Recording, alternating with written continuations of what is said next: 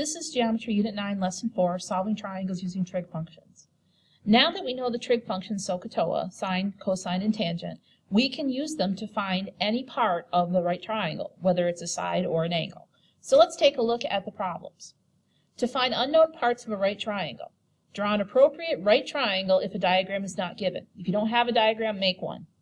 Label the known sides or angles, and label the unknown with an X. And then write the appropriate trig ratio equation using the parts you have. That's where SOHCAHTOA comes in. You need an angle to work from, and whatever ratio the sides, opposite of hypotenuse, or opposite and adjacent. And then solve the trig equation. So it's not really hard. You just have to pay attention to what you have and what you need. All right, now here's our first diagram. We want to find the length of the hypotenuse to the nearest tenth. So the first thing we need to know is which one of these sides is the hypotenuse. Well, since this is the right angle, this is the hypotenuse over here. So that's going to be my X, because that's the hypotenuse.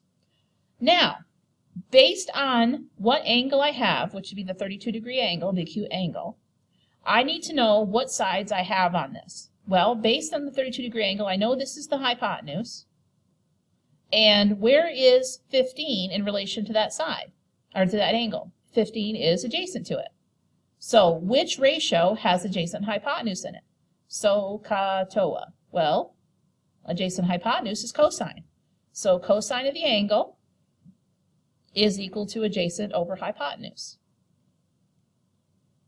All right, now let's plug in what we know. We know the angle is 32. The adjacent side is 15. The hypotenuse is X. And there's my equation. Now, since this is an equation, I'm going to put the 32, cosine 32 over 1, and then you just cross multiply. So that gives you X times the cosine of 32 is equal to 15 times 1, which is 15. Now, the cosine 32, the calculator will do for you eventually. But now we want to solve for X, so what do we have to do? We have to divide by the cosine of 32. So X is equal to 15 divided by the cosine of 32. Now remember, that's one term. That's not, don't do 15 divided by 32, it's cosine of 32. So this right here is what you put in your calculator exactly as you see it. Just make sure your calculator is in degree mode first, and then we're going to round to the nearest tenth. So 15 divided by cos 32, close your parenthesis. That looks exactly like what's on the paper. Press enter, and it said round to the nearest tenth. So the hypotenuse will be approximately 17.68, so that'll be 17.7. So flipping back to our page here, X is equal to 17.7. So that is my value because we said around to the nearest tenth. So this side is 17.7. And that makes sense when you think about it because remember the hypotenuse has to be the longest side of the triangle. So it's got to be longer than 15, and it is. 17.7 is your answer. This next one doesn't have a diagram, so we're going to have to draw one. A right triangle has hypotenuse 20 and its longer leg measures 17. Find the measure of the larger acute angle. Okay, so I'm going to draw myself a right triangle. Here's my right triangle. I can draw it any way I want. And here's going to be my right angle right there. So there's my right triangle, and it has a hypotenuse of 20. So if this is my right angle, this is my hypotenuse. That's 20. And its longer leg measures 17.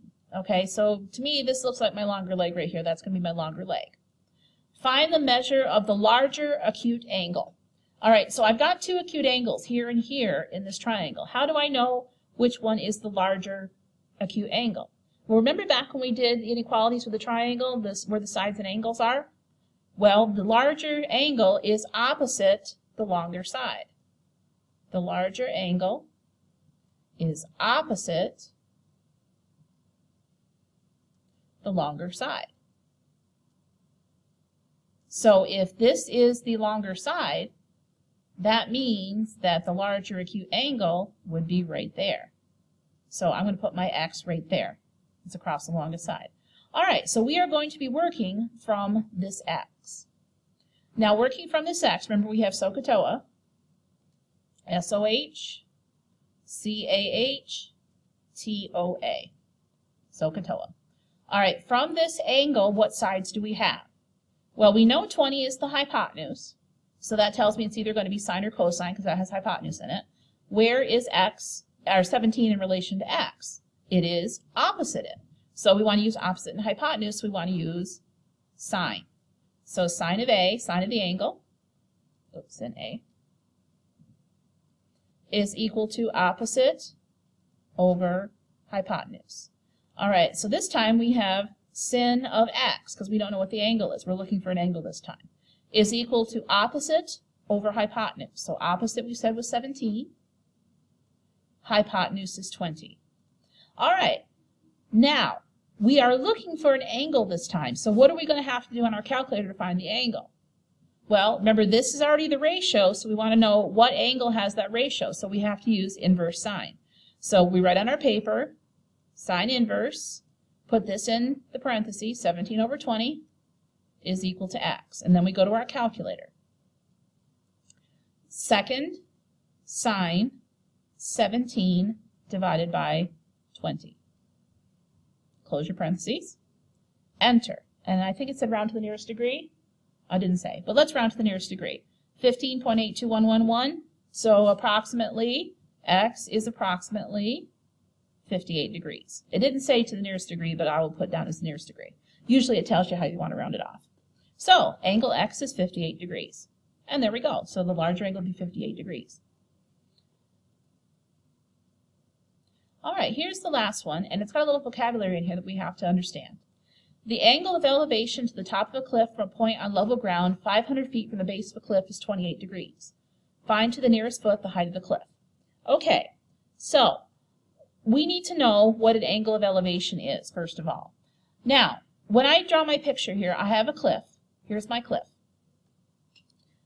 And we are looking for a point on level ground 500 feet from the base of the cliff. So here's the base of the cliff, and we want to be 500 feet away.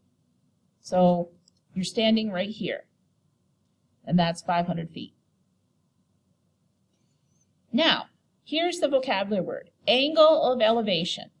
The angle of elevation means it is the angle made by looking up from the horizontal. Made by looking up from a horizontal.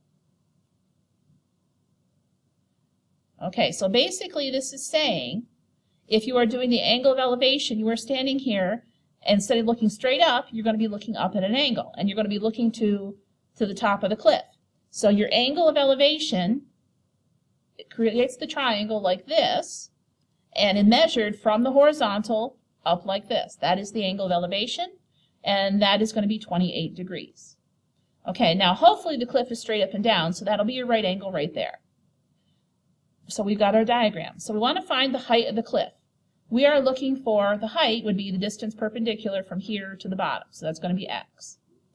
So, based on SOHCAHTOA, we are looking for this side over here. Now, we don't have the hypotenuse, so we're probably not going to use sine or cosine. That means we're probably going to use tangent. So, tangent of A being the angle, is equal to opposite over adjacent. So the angle that we're working from is going to be 28. So tan of 28. So from the 28 degree angle, which one is opposite? Well, it would be the one across from it, would be x. And which one is adjacent to it was the one it's sitting on, not the hypotenuse, would be 500. So we have tan of 28 equals x over 500. To solve for x, we just put this over 1 and cross multiply. So that's going to give me x is equal to 500 times the tangent of 28. And that's what I put in my calculator. 500 tan 28. Clear this out. 500, parenthesis, tan 28, close your parentheses. And you end up with, and it said to the nearest foot. So this is approximately 266 feet. You have to take the 10th and round it up. So 266 feet. Okay, so that is solving triangles using trig functions. You can find angles or you can find sides based on the information that you have. Make sure if you don't have a diagram that you draw one so you can see what you're doing.